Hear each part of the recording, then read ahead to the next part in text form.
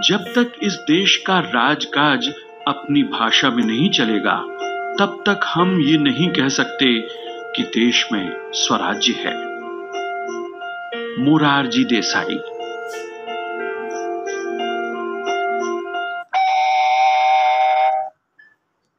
यह आकाशवाणी भोपाल है। कृपया हमारे अगले प्रसारण की प्रतीक्षा कीजिए। आकाशवाणी का ये शिवपुरी केंद्र है FM 100.2 मेगाहर्ट्ज पर। प्रातः के 7:20 हो चुके हैं। अब लीजिए प्रस्तुत है अपने घर चलो सावित्री। ये कहानी आप सुनेंगे श्री सतीश श्रीवास्तव से। कहानी का शीर्षक है अपने घर चलो सावित्री। सावित्री का जब जन्म हुआ था तब सावित्री के पिता रमेश बहुत रोए थे और बहुत दुखी भी हुए थे। इसलिए नहीं रोए थे कि बेटी हुई है, बल्कि इसलिए रोए थे कि तीसरी बार भी बेटी ही हो गई थी। पूरा का पूरा घर कोस रहा था रमेश को। रमेश की अम्मा ने तो आसमान सिर पर उठा रखा था। पता नहीं कितने प्रकार के उदाहरण दे देकर रमेश की पत्नी आशा को कोसती रही। मैं तो पहले ही कहती थी कि आशा से किसी प्रकार के अच्छे कल की आशा करना ठीक नहीं है। इसने तो जब से इस घर में पांव रखे हैं, घर में हमेशा कुछ न कुछ अनहोनी होती ही रही है। और यह भी क्या कम अनहोनी है कि तीसरी बार भी फिर बेटी हो गई। मेरे रमेश की तो कमर ही टूट जाएगी कमाते कमाते, और ऊपर से 3-3 बिटियां।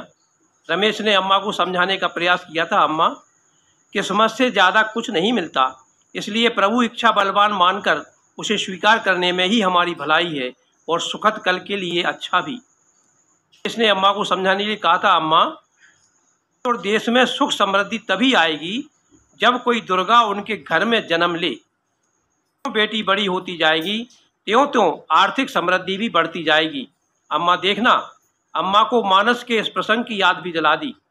जब ते उमा शैल ग्रह जाई, सकल सिद्ध संपत्ति ते छाई। अर्थ है, जब से हिमाचल के घर पार्वती का जन्म हुआ तब से सुख समृद्धि आई। और अम्मा, हमारे देश के प्रसिद्ध उर्दू शायर बशीर बद्र ने भी तो लिखा है, वो साख है ना फूल अगर तितलियां ना हो, वह घर भी कोई घर है जहां बच्चियां ना हो। अम्मा लगभग चीख पड़ी थी। ठीक है प्रवचन मत दे। वो तो गई थी तेरे घर में 2-2 कन्या। बन तो गया था तेरा घर स्वर्ग। पता नहीं भगवान को क्या मंजूर है। अरे कम से कम एक बेटा हो जाता तो हमारे कुल का नाम तो आगे बढ़ जाता। रमेश बोला, अम्मा तुम्हारे लिए पता है पंडित जवाहरलाल नेहरू के वंश का नाम किसने आगे बढ़ाया है? पता है इंदिरा गांधी ने। अम्मा ने ढीली आवाज में कहा था, लेकिन यह तो बड़े लोगों की बातें होती हैं। हम तो गरीब आदमी हैं। बेटियां तो पराया धन होती हैं, कल चली जाएंगी अपने घर। बेटियां बड़ी हुईं तो घर गृहस्थी और बेटियों के लालन पालन में सब कुछ भूल गया रमेश, और भूल गई रमेश की अम्मा। रमेश ने अपनी दोनों बेटियों की शादी कर ली थी। अब रह गई थी सबसे छोटी बेटी सावित्री, जो घर का कामकाज और भगवान की पूजा पाठ भी बड़ी लगन से किया करती थी। एक दिन सावित्री की माँ बट सावित्री पूजा करने जा रही थी तो सावित्री ने उनके साथ चलने की जिद की थी। आशा सहज ही तैयार हो गई और साथ लेकर निकल पड़ी पूजा करने के लिए। भर महिलाओं के झुंड रंग बिरंगी साड़ियों में, हाथों में पूजा की थाली सजाकर जा रही थी महिलाएं। बड़ा ही उत्साह और उमंग भरा वातावरण था। चौराहे पर एक बड़ा सा बट वृक्ष, जिसके आसपास तमाम भीड़ भाड़ से परिक्रमा की जगह भी कम कर दी थी। महिलाओं ने पूजा शुरू की तो सावित्री ने प्रश्न पूछा था, माँ यह पूजा किस लिए करते हैं? कर दिया, बेटा बट सावित्री के दिन महिलाएं निर्जला व्रत रखकर बरगद के पेड़ की विधिवत पूजा अर्चना करती हैं। प्राचीन कथाओं की माने तो इस दिन माता सावित्री ने अपने पति सत्यवान के प्राण यमराज से वापस ले आई थी। इसलिए इस दिन सुहागिन महिलाएं पति की लंबी आयु और सौभाग्य के लिए व्रत रखती हैं और बरगद के पेड़ की पूजा करती हैं। नन्ही की सावित्री ने फिर प्रश्न किया था, माँ यह सावित्री कौन थी? तभी वहाँ एक पंडित जी आ गए पूजन कराने। आशा ने पंडित जी से कह दिया कि हमारी बेटी बार बार प्रश्न कर रही है, बार बार पूछ रही है, आप बट सावित्री की कथा जरूर सुना देना हमारी बेटी को।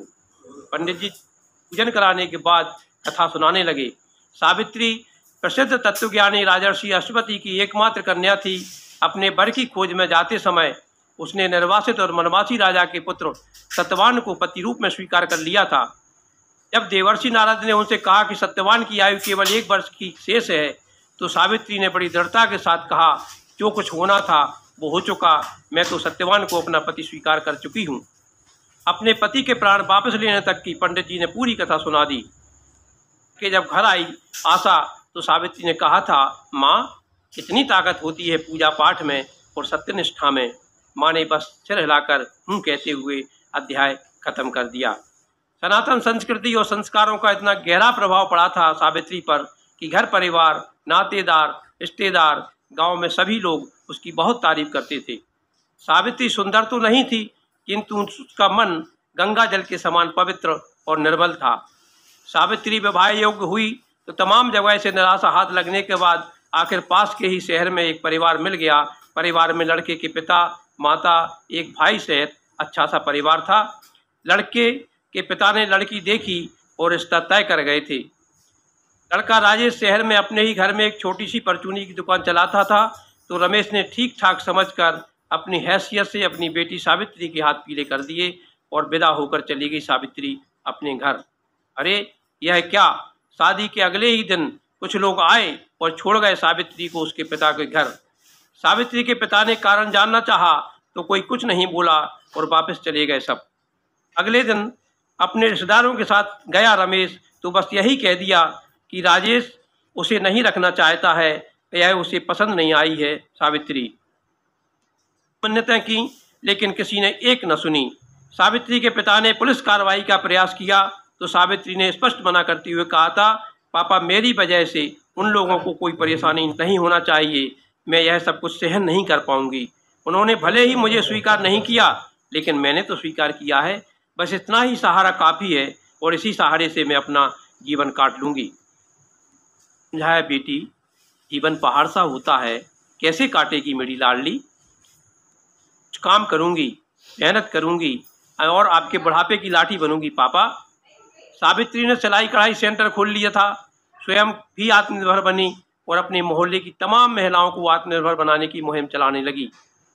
अदालत में उसके पति की ओर से चल रहे तलाक के प्रकरण में न्यायालय ने प्रथम प्रयास यही किया था कि सामंजस्य हो जाए, किंतु राजेश नहीं माना। फैसले के दिन जब सावित्री अपने पिता के साथ अदालत पहुंची तो सीढ़ियों पर अपना माथा रखकर नमन किया था। यह दृश्य राजेश के परिवार के लोगों ने भी देखा था। राजेश की माँ ने भी देखा तो उसकी आंखें भर आई थीं। न्यायालय में सावित्री से पूछा, सावित्री आज तलाक होना है, तलाक का आदेश होना है, तुम अपनी ओर से कुछ कहना चाहो तो कह सकती हो। सावित्री ने हाथ जोड़कर कहा था, एक वो सावित्री थी, एक मैं सावित्री हूँ। एक वो सावित्री थी जिसने अपने पतिव्रत धर्म से अपने पति के प्राण वापस प्राप्त किए थे। मैं तो बस यही चाहती हूँ, जिस बात में यह सब लोग सुखी और प्रसन्न रहें उसी निर्णय में मेरा सुख है। इनकी इच्छा अनुरूप फैसला होने में मुझे कोई तकलीफ नहीं है। अब तो मैं स्वयं आत्मनिर्भर हूँ, इसलिए इनके ऊपर कोई आर्थिक भार भी नहीं डालना चाहती। सावित्री ने हाथ जोड़कर कहा, बस अंत में एक और निवेदन है कि जब यह सब लोग कोर्ट से जाने लगे तो मैं अपनी ससुराल पक्ष के सभी लोगों के चरण स्पर्श करना चाहती हूँ। कार्यवाही के बाद सावित्री ने लंबे घूंघट में राजेश के, उसके पिता के, चाचा, ताऊ, फूफा, मामा, मौसा के साथ माँ के चरण स्पर्श किए तो माँ ने डबडबाई आंखों से उसके सिर पर हाथ रख दिया था। कोर्ट की सीढ़ियों से उतरकर जाते हुए सभी रिश्तेदारों को जब तक देखती रही सावित्री, जब तक कि वह आंखों से ओझल नहीं हो गए। तत्पश्चात अपने दोनों हाथों की हथेलियों से आंसू पोंछती हुई थके थके कदमों से कोर्ट की सीढ़ियां उतरने लगी सावित्री। सारे रिश्तेदारों ने राजेश को बुरी तरह से लताड़ लगाई थी। घर पहुंचकर खाना भी नहीं खाया। माँ का तो रो रो कर बुरा हाल था। माँ की आंखों में बस वही दृश्य बार बार घूम रहा था कि कोर्ट के बाहर बरामदा में सब लोग खड़े हैं और कितने सम्मान से सभी के पैर छू रही है सावित्री। रात में तय हुआ कि हम सब ने बहुत बड़ी भूल कर दी है, बहुत बड़ा पाप कर दिया है हम सब ने। हम सब मिलकर चलेंगे वापस उसके घर। हम तलाक देकर नहीं आए, हम साक्षात लक्ष्मी को छोड़कर आए हैं। चलो हम सब सुबह चलते हैं और माफ़ी मांगकर उनके पिता से, सावित्री को वापस लेकर आते हैं। सुबह सुबह 20-25 लोगों की भीड़ पहुंच गई रमेश के घर। अचानक सबको देखकर आश्चर्यचकित रह गया रमेश। बस हाथ जोड़कर कहा, क्या कोई गलती हो गई मुझसे या मेरी बेटी से? राजेश के पिता ने हाथ जोड़कर कहा था, नहीं नहीं, गलती तो हम सब ने बहुत बड़ी कर दी है, बहुत भारी गलती कर दी है, और हम आपसे आपकी बेटी को मांगने आए हैं। रमेश ने कहा, आप हाथ न जोड़िए, आप हमारे मानदान हैं, आप हमारे पूज्य हैं, आप तो बस आदेश करिए, हुक्म करिए। तभी राजेश और राजेश की मां अंदर के कमरे में गईं और सावित्री से कहा, अपने घर चलो सावित्री। जोर से ढोल बजने लगा था। विदाई के लिए फूलों से सजी कार में बैठकर अपने घर की ओर चल दी सावित्री। दरवाजे के कोने से सटकर खड़े सावित्री के पिता की हिलकियां थम नहीं रही थी। सावित्री के पिता की हिलकियां थम नहीं रही थी।